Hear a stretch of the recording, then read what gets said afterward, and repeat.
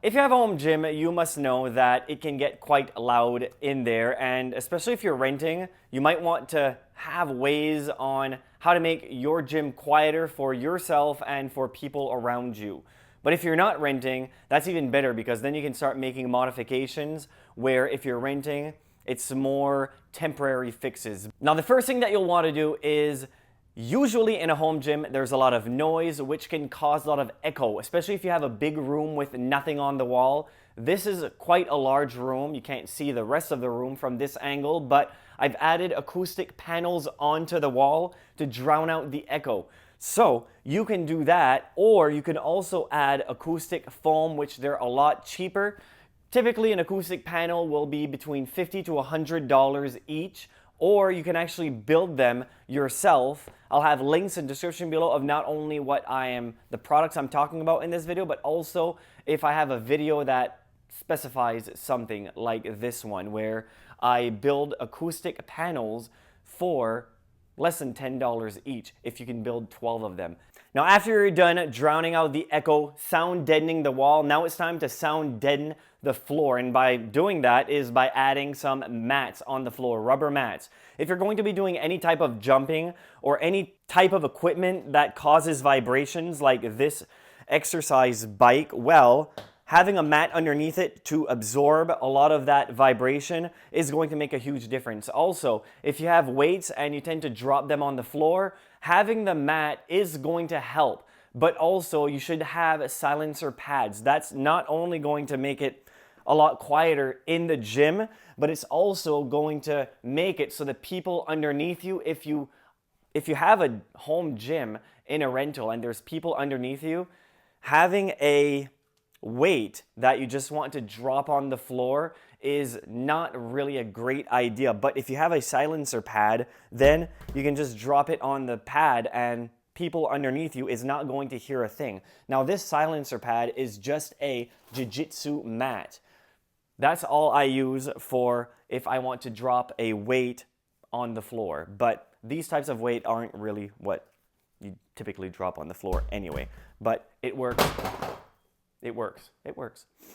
If you are going to be lifting a lot heavier weights, you can also just build a deadlift platform that you can just use plywood and rubber and kind of also not only protecting the floor, but it decouples you from the floor. So when you're standing on it, you're on a different platform, you're elevated, and when you drop the weights, it doesn't drop directly onto the floor. These you can build DIY, they're not that complicated, and it's not a bad idea if you are going to be doing a lot of deadlift exercise. If the equipment is what is causing the noise issue, not just yourself jumping around, if the noise is coming from equipment such as this,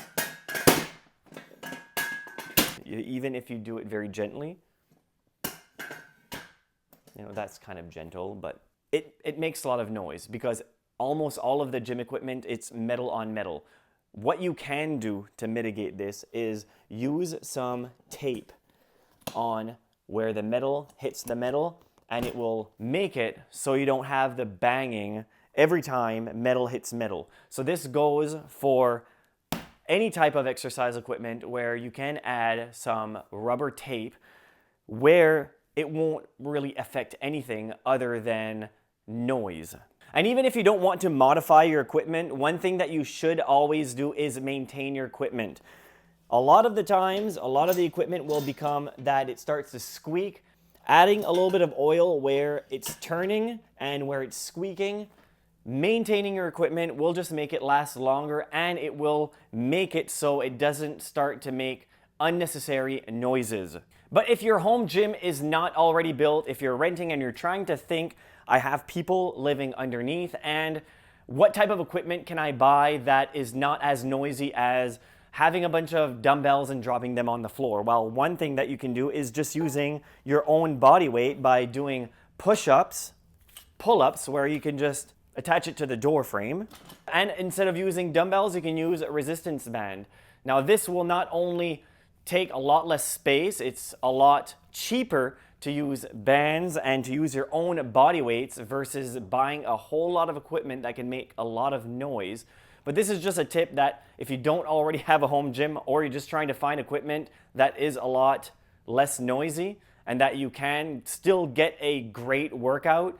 And these are all things that you can use: resistance bands, pull-up bars, and just doing push-ups. But if that's not your thing and you have all the equipment and it's still too loud, there are things that you can do to actually soundproof. Now, we've talked earlier about sound deadening, where we've added acoustic panels. That's not really soundproofing. Yes, it's all in noise reduction, but it's not a soundproofing material. It's a sound absorbing material. What you want to do, if you still want to stop noise from going through the walls, is adding more mass. That's what's actually going to stop the sound waves. It's not going to be the absorbing material, it's going to be the hard surfaces, like adding another layer of drywall onto the wall over the existing drywall. Now, I wouldn't really recommend you to remove the drywall and add sound deadening insulation inside the wall. That's not going to make that much of a difference versus just adding more drywall over top of your existing one.